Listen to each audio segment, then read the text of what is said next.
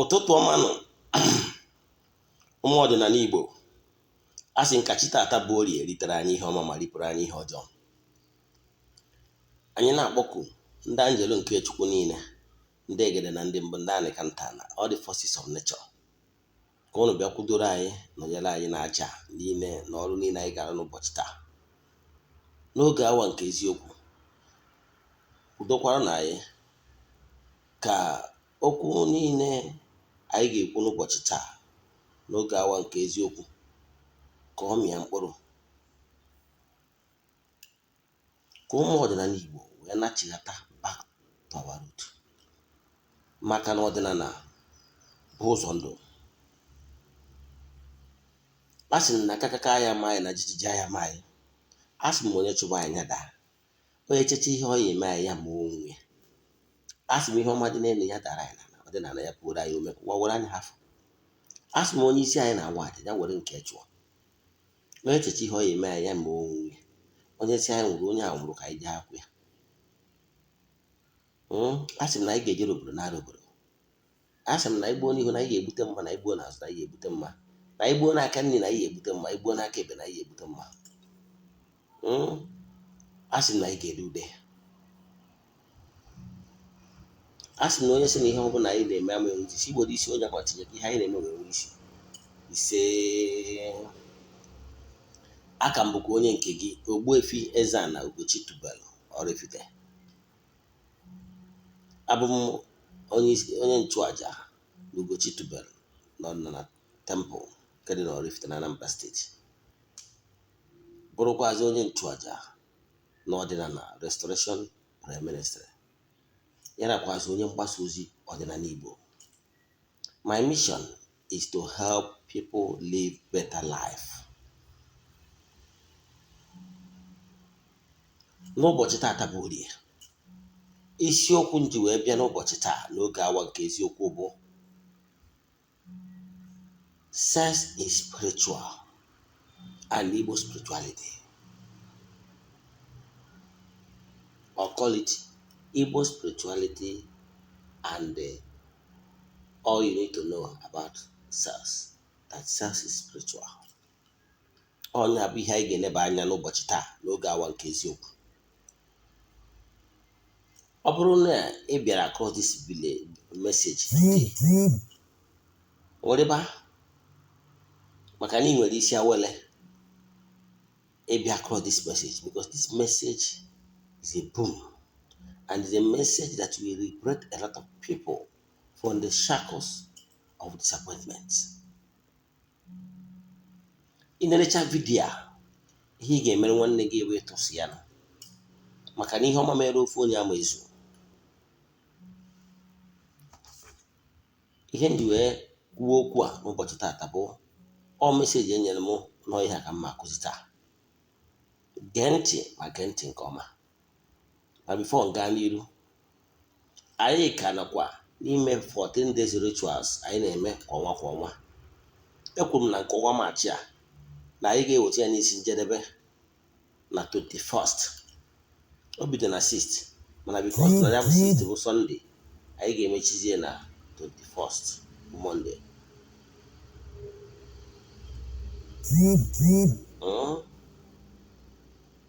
Ndị niile sonye na ya bụ aja n'ụbọchị ahụ, ha ga-enwetakwa the ka o si wee mee, the videos and the voice notes of ka ya bụ aja a chụrụ ga-esi wee gaa, etu ha si nwetakwa ya mbọsị anyị bido. Ọ bụkwa na o nwere ka isi wee nọrọ na Anambra steeti, ọ bụrụ na ya abịawa Oraifite n'ụbọchị ahụ 21, bịa ka ị sonyere anyị na ya bụ aja. Sokwa ya na mgbe anyị ga-eje na mmiri for ritual sienu, sokwa anyị mgbe anyị ga-anatakwa n'ụlọ ebe a chụọ aja eburu wee chịkọta ya n'isi njedebe. So ihe m na-ekwu maka ya bụ n'etu a, mana ọ bụrụ na o nwere ka isi wee ghara isonye na nke ọnwa Maachị, mana ị chọrọ iso na nke April, chat ya m, send ya message na WhatsApp. Ihe anyị need the 3 prayer requests from you. It will interest you to know na onwego ndị bidoro bukwe nke ọnwa Eprel. Ya gazienụ. Gịnị ka m chọrọ ịkọwa n'ụbọchị taa bụ nke mbụ, man is the architect of his problem. You might not understand the spirituality and how things work. Nwere onye Chineke fụrụ n'anya iche.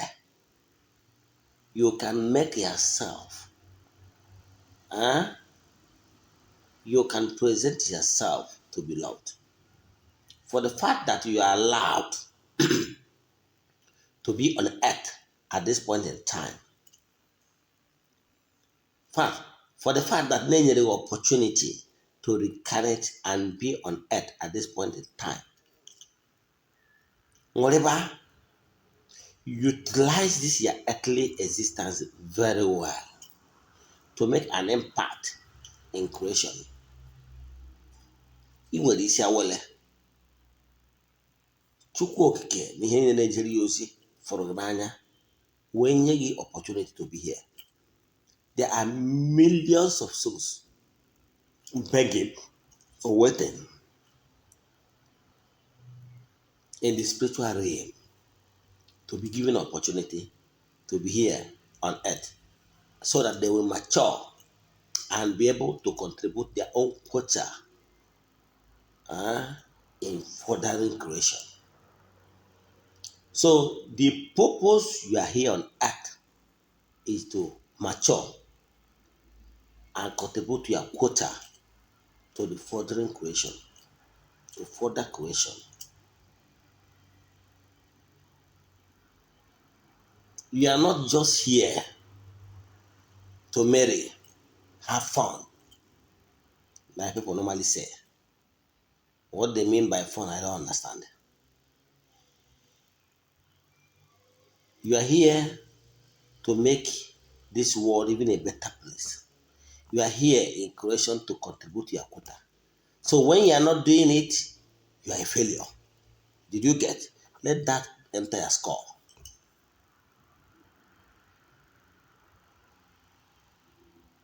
You are not just here for fun and procreating. You are here to add value to the entire creation. You are here to add value. To add value to the entire creatures.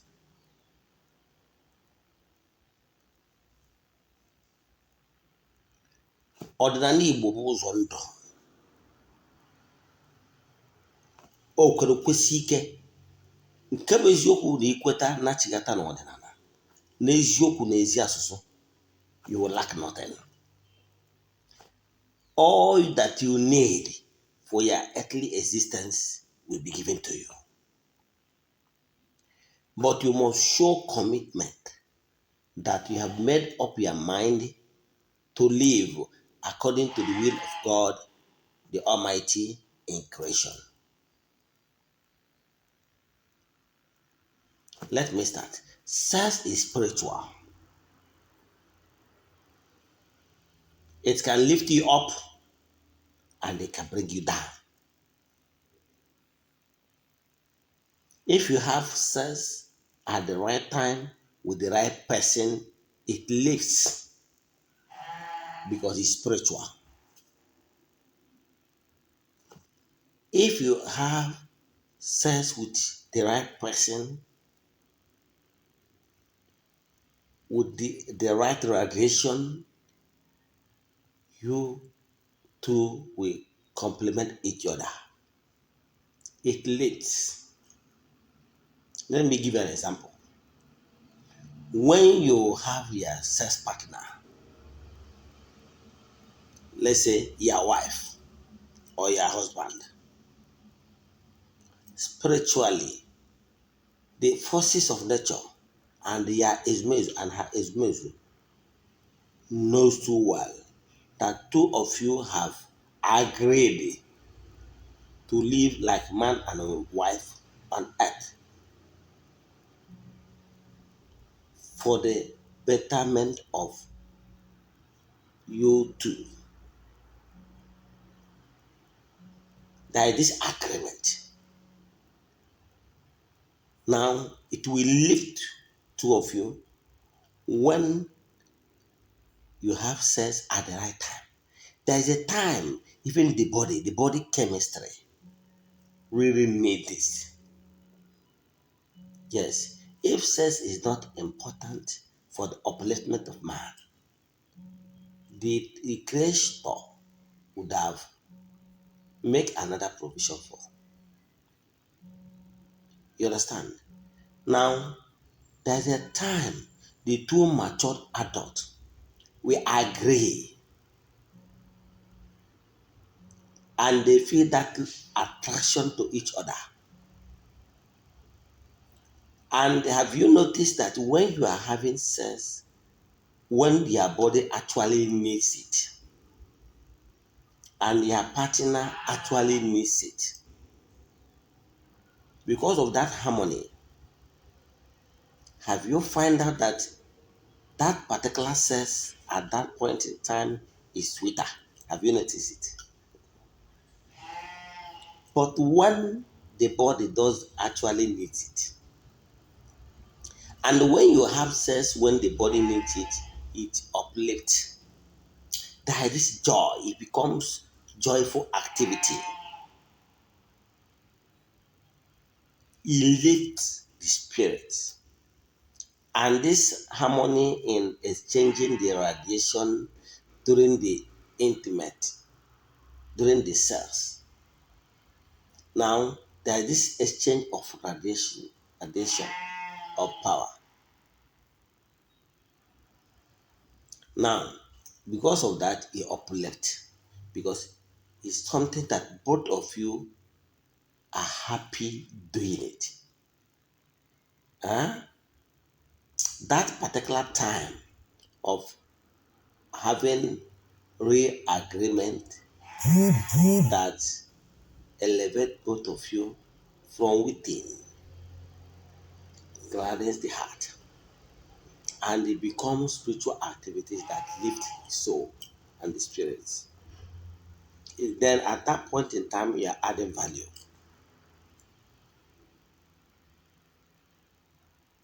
So sex is spiritual. Even if you are married and your partner is not in the mood, and on you on your part, it did not convince him or her in harmony, in agreement, and in that act, the second person accepted willingly, and this harmony that existed between you two. If both of you are the same in agreement, then while performing the act, it lifts. But when your partner, even if you are legally married to the person, is not in the mood, and maybe you force yourself on him or yourself, force yourself on her, it's no longer joyful activity because there is no harmony. Instead of the radiation to uplift, it brings down. So make sure your sense you're having is not just carnal. Try to specialize whatever you're doing. Don't have sense like animal. Don't have sense, for this example. Let me give you an example of somebody having sense against the body. The body demands. And when the body demands it, it becomes a joyful activities and lift. Example, naturally you are not in the mood. In fact, your body does not even need it at that particular time. Then you went and get yourself some medications. I mean, some drugs. in order to awake yourself. You are committing a crime against your body because you are trying to force your you are trying to force your body chemistry into what your body does not want at that point in time. Your body does not want it at that point in time. So it's not necessary. Yeah, it's like what they are trying to do is very injurious to your health, to your body. Because the truth is that their body does not want it at that point in time. People normally say they are not in the mood. And for the fact that they are not in the mood, you are trying to force your body to do what is not willing. It means that whatever you are doing, the radiation that's supposed to oversee that particular activity or spiritualize it is not there. So that you are legally married to a woman or a man does not give you a right to force him or her for sex. Do you get? Yes, ụmụ nwoke ibe m, ịsịkwana na ịnụ nwaanyị nụrụ anụ na ị ga-force ya. No, it's wrong. If she is not in the mood, try to tease her. Try to crack joke with her. Try to pet her. Tell her how cute she is. It might not be at that particular time. Try to be so nice and friendly. Understand? With her. By the time you do one or two things, show her that you care for her. Show her, you know, the way you will turn everything around, maybe next 1, 2, 3 hours, he or she might be in the mood. Because how you follow. But it's not just a woman, come, I need to do this. And no. It's not how it should be. They are being selfish. Understand? If both of you can start with play, understand, by playing, there's a way you can, if the person actually likes you, there is a way you play with along with the person, even the her body or his body will start to open up, especially the woman angle. A man can just rise up anytime, understand? But a woman you need to put her in the mood. It's just a gradual thing. Don't rush her. If not, what they are doing might not have any spiritual input. And she just know that one. So says you must be spiritualized. If not, you will just having fun or says like just animal. You got that? So now we he kwesịrị ịma mgbe gburugburu eziokwu na this things pụtazi kịta ndị mmadụ na-emezi sex abuse. Try never to abuse sex. It's not right. Because by so doing, you will not benefit anything for your spiritual upbringing.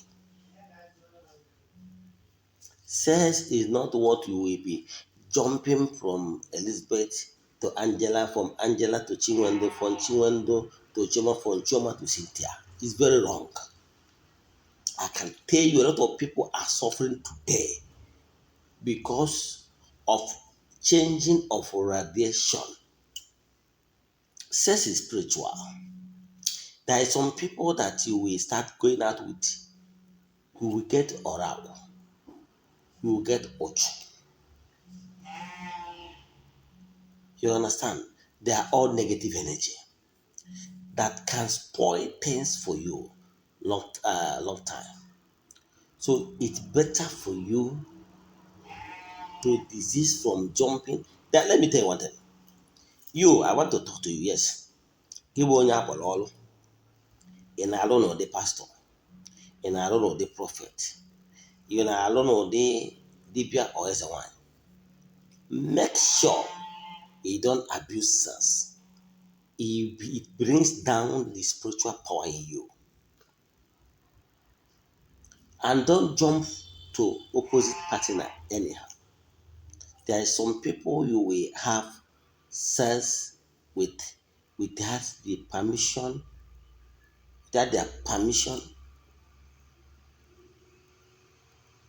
and carry their ezumezu along. You will penalize. You know no nwere nwaanyị ya abụ self n'ijekwuru ndị ezumezu mmụọ su ya na na-ewere pịawa azụ full time. Ịma ọtụtụ n'ime ọnụ nwere ike na-eblem onye na-arụrụ ọrụ, na-eblem dibia, na-eblem ya prọfet ma ya pastọ na-arụrụ ọrụ, mana the culprit here is you. Yes, go on anymore. Yes, you keep jumping from one woman to the other, from one man to the other. Who is feeling who? Even some of you that call yourself called ones,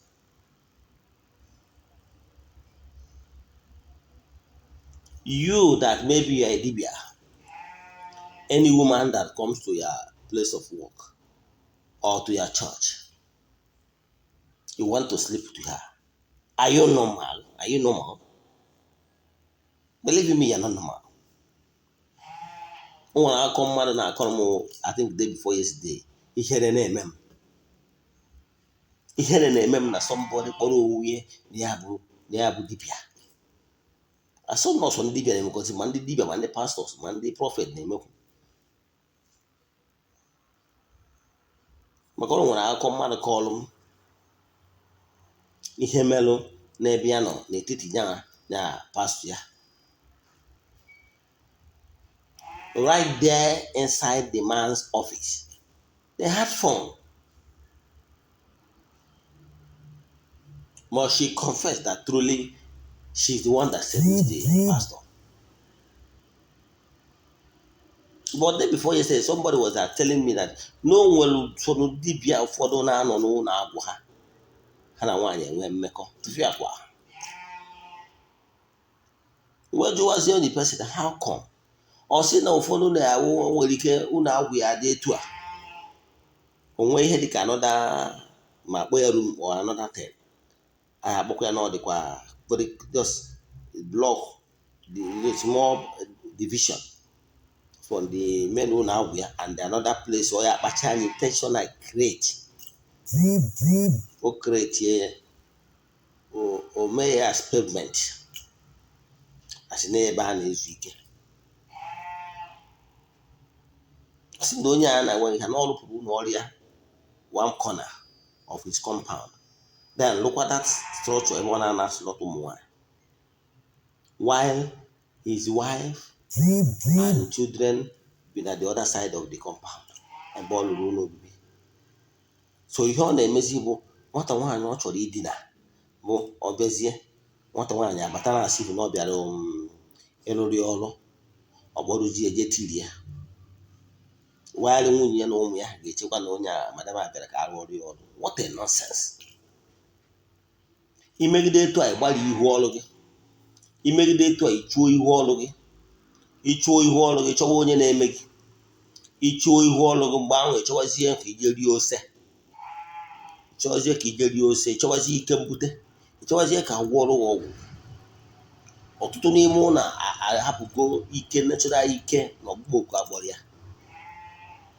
Maka na o jirigo mmelụ natural power that follows him or her. Mgbe ahụ chọwazie additional power. Ma ọ chọwazie ka ọ banye n'otu nzuzo ebe ọ na-achị ike. Maka na ọ na-eri adịgo committed. Gịwa ka nna agwa yes. Ụdị afọ ọsọ kpọọ nwe reverend, kpọọ nwe pastor, kpọọ nwe dibia, kpọọ nwe eze nwanyị, I don't care, but I want to tell you the truth. Enu na gbara m aka ebe n'eziokwu ka nna agwa gị. Sepụ aka from testing women or testing man. Ọ na-emekwu n'ebe ndị nwaanyị nọ. Ọ bụrụ egwakwu ndị nwe nwaanyị na-abụ ọ bịakwuzie ije ka ọlụ gbado ezigbo nwa. ma ọ bụ gịnwa onye riri ndị na-ada agwa ndị mmadụ na ọ bụ ịrụchara ya ọrụ idina ya ka ị wee transfer power ka ọrụ ya lụrụ ya wee lee bụrụ ụgwọ ụlọ ya sịkwa gị ị na-eto ule iwe disgrace ka ezumezu mmụọ kpọrọ ọrụ ndị ọzọ ya agwa mana mma agwa gị wepụ aka enwe n'ofe bifo ọgha aka mmadụ ị maara onwe gị yes kwụsị ya. M nwere otu onye bịara na be m ọ gbatara ọsọ agwụ na-achị gbata ọsọ agwụ wee na-akọrọ m ihe merụ na nke ofu onye kpọrọ onwe ya dibịa o jere wesị na dibịa bụ onye nyara di ya na awụkwa eje na nke ya for this particular time na di ya esorozie wee bịa nwoke a wee wepụ ọnụ o ji eri ji eri ede wee na-ayọ ya ọyị.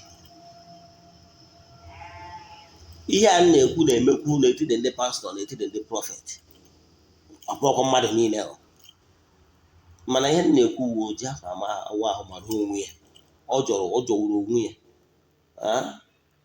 ma siwuo nkapụ n'isi. Kedụzi ugwu ị na-edebere onwe gị? Kedụzi ihe na-akpọ ndị ezumezu nke kacha nke bụ sin against ya ezumezu ka ị wee nweta enjoyment of 5, 10, 15, 20 minutes, 30 minutes. Esizi asị si na agwụ ukwu ma ọ bụ na ezumezu ukwu nọ idinazie ya ka ọ lee lụrụ ya wee gazie tụfịa akwa gị were m asị asị. Mgbe mmụọ chetaziri gị pịawa agha azụ ịchọwa onye ya si na-eme gị ibegheribe ka bụ ukwu ndị agwa ndị akpọrọ ọrụ mee mana gị nwa bụ onye akpọrọ ọrụ na-akpacha anya je na-etemte onye akpọrọ ọrụ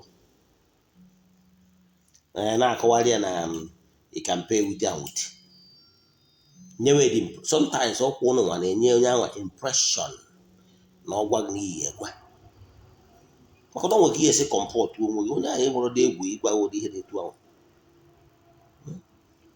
mana ị nwere kenye implication that is what we call body language.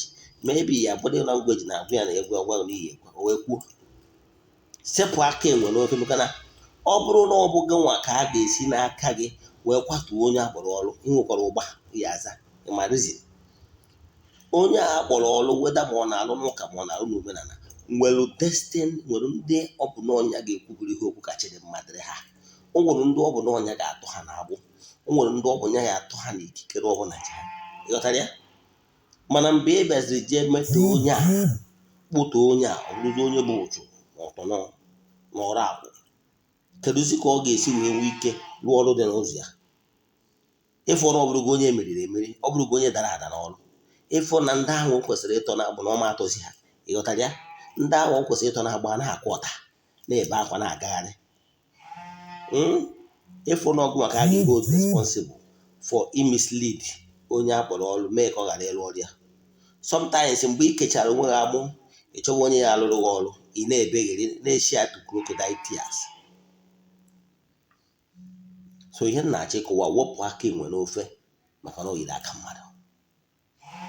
If you must have sex but I'm an advocate, it is far better if there is any woman you want to marry were ahịa gwa ndị ezumezu gị na ndị ichie ebe nne na ndị ichie ebe nna gị na onye dị etu a na nchọrọ ịnụ ya.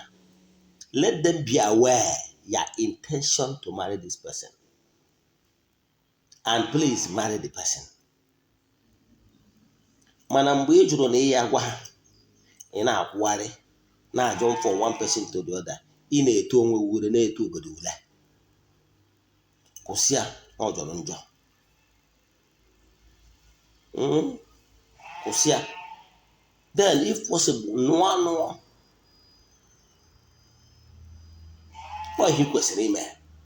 Ọdịnala Igbo does not support promiscuity. Ọdịnala Igbo does not support as in jumping from one person to other na-eme mpụ na-eme ọtọnọ n'ụwa anyị nọ n'ime na-eme m ihere.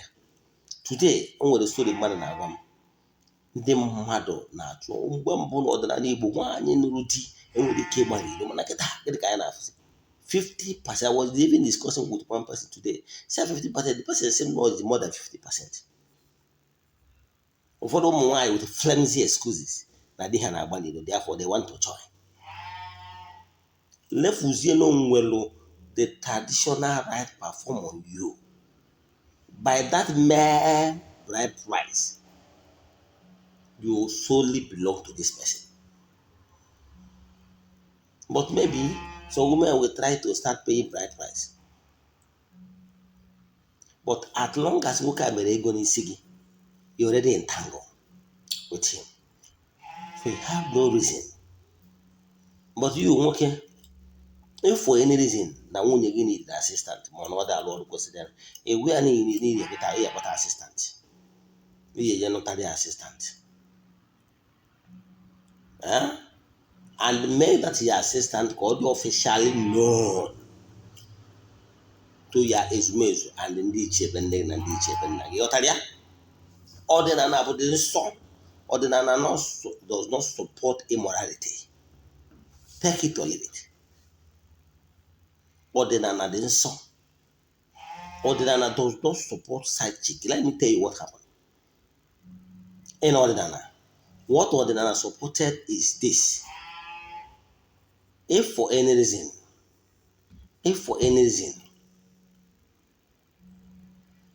nwoke wee chọọ ịnụ nwaanyị, onweghị ka nwanne nwoke mmadụ si wee nwụọ. Dazie example etu a na nwoke nọrọ, ọ bụrụ na nwanne nwoke nụrụ nwaanyị wee nwụọ, iwee chọọ ikuchi nwunye nwanne nwoke. Ọ bụrụ ihe a na-eme na nzuzo, ọ bụrụ ihe ị ga-eje na bie nke nwaanyị na odd hours. No, omenala a na-eme in open. A ga-enwe mmadụ na-abụ ka nkọwalụ gị ihe ịghọtara. In ọdịnala Igbo, is forbidden. Onwere mgbe ọdịnala Igbo mgbe gboo to eme indulge what the people do call now side chick. It never. Ihe ọdịnala Igbo sọpọtụrụ bụ ọ bụrụ na o nwere nwunye nwanne gị nwoke nwụrụ anwụ, that is, ọ bụrụ nwaanyị ajadu, ọ bụrụ for any reason na ị ga-eme ihe anyị na-akpọ ịmachiri ya, that is, ikuchi ya ka ọ bụrụzie ya side chick. O nwere omenala a na-eme. Mmadụ na-abụ na ịtọ ga-anụ ya dịka akaebe. Nkwekọrịta gị na ya kwekọrịta na ị chọrọ ka ị machiri ya, na ị chọrọ ka ọ machiri ya, unu ekwuzie condition iji chi machiri ya, ọ ka ọ na-amụta nwa n'aha nwanne gị nwoke, ka ọ ka nwa ọ na-amụtazi bụrụ afa gị. Unu enwe agreement, the both families, the both party enwechazi agreement ya nwa. Nwata nwaanyị ya nwa ọwụ na ọmachiri, o were ọkụkọ, achọrọ ka m were ofu ihe mara gị atụ, o were ọkụkọ, o nwere ka esi eme ya mmemme, bịa ha ndị agha ova, nyezie gị ọkpọzọ nna anyị na ọka ịmachiri ya. O nwere mgbe esi eme ya ihe mmemme, emesịa ya ọfịshal. Ihe ọpụta bụ na nyanwa nke nwaanyị anwa na ezumezu mmụọ niile si elu bụ ije dị n'ọha ndugo herself under you. Ezumezu mmụọ si elu, then amalụkwụzia n'ọgụnwa bụ onye dị in charge, ịbụ like ọgbụ na-eche ndụ n'ebe ọ nọ. Gịnị ya ga na-emekọ? Yes, ị ga-abụkwa ọgbụ wee na-eche ndụ, na-echekwaba ya n'ebe ọda intruders nọ dịka di ya. Yọtara ya? Ọ dị official. O nwere ihe nzuzo dị ya na o nwere promiscuity dị. Yọtara ya? Ọ dị legally, that is properly done. Mana mmụọ na mmadụ amarụ na ọ gị na onye a. Mana ọ bụrụ na iwu onye na-asụ akpụ, ma ọ na-asụ okenye na-asụ oke, mana iji eze kere ụmụazị, kedu ihe na-akpọ onwe gị? Yes, ị chọrọ ịnụ ofu nwaanyị n'ihu ndị mmadụ na-pretend, while ị nwere other 3 concubines outside. Who is fooling who? One bụ na your spiritual energy can never be concentrated. Ọ ma aga in one direction because ọ ga-agba mkpi one. ọgba mkpi je na nwunye gị, ọgba mkpi je na Nkechi, ọgba je na Ifeyinwa, ọgba je na Ijeọma, who is fooling who? Ịma ọnụọgụ nwa na-ediminish, ịmara imecha mpụ na ọtọ naanị na-achọ onye na-eme gị. Mgbe ha ga-echọbaje dibịa ya alụrụ gị ọrụ ma ọ prọfet ga alụrụ ọ pasọ ya alụrụ gị ọrụ, mana ọ mmehie a na-akpọ mmekọta ibu arụ. A sị m onye chi ịza akpa ya za akpa, onye chi ịza koro ya za koro, ọ bụrụ mmadụ ịza akpa koro. Ọ bụrụ na ọ ya ekweghị mee, is never a crime, ọ bụrụ alụ ịnụ more than one wife. Mana chetakwa na onye nyere nnukwu ihe na-aga atụ ya anya nnukwu ihe. Ọ bụrụ mmadụ niile nwere what it takes to marry multiple wives. He must have the stamina, he must have the acumen, he must have the wisdom, he must have what it takes to be able to balance justice, because they are all your cool wives, they are all your wives, and their children, the offspring of both or all of them is your children. To be able to not to take side, for peace to reign in your home. So it requires extra wisdom for you to be able to manage them in peace. Yes, my mom is from a family even with 3 wives. Her father is a great man till date. The peace is still in their compound till date. But what I'm saying is that it's not every man that have what it takes to marry multiple wives. But instead, if you think you have the stamina and what it takes, instead of jumping from Agnes to Cynthia, from sister to Mary Ann, from Mary Ann to Mary Cynthia, go and marry. I will never support how you are having side chick. Yes. Let me tell you one thing you don't know about women. Believe in me. You know, on a very good day, your woman, jee gotara ya ụdị ihe ọ na-eri. Ọ bụrụ onye na-like shawarma, gotere ya shawarma. Ọ bụrụ onye na-like energy drink ma ọ bụ no small stout, ihe na-etip on, gotere ya nwanne. On a very good day, a woman that you love and she loves you too. Once you make her happy, boy and get him make I want to take you out. But we go to those things one time no. When no get also. My go to a little bit black plate. When okay was even a woman is stronger than man in that area, yes. I don't know how much they I don't know how take some of the energizer. On a very good day, a woman loves you so much and really want to make love with you. Believe in me, you run. A woman can confidently, on a very good day, if you like set money, a woman can confidently carry 2 men conveniently, and both men will be exhausted. It's just a matter of, yes, what if she don't like you? What you are doing to her, her body will not even open.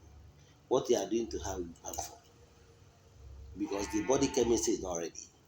But when she's ready and the right juice is released, believe me, he will carry you. Even if he come 3 times, he will carry you. He can come 4 times, he will carry you. Even both men, you carry them. The only thing is that she can, some of this time, need to go and refresh you up and come back. I did about her draw. You know why?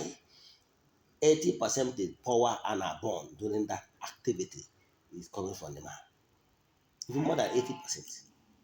And she's a receiver, while you burning your strength. On a very good day, she will defeat you. If she does not defeat you, it's either she don't like you, or she's sick, or she's not happy. But when she's very happy with you and really miss you, old boy, you run.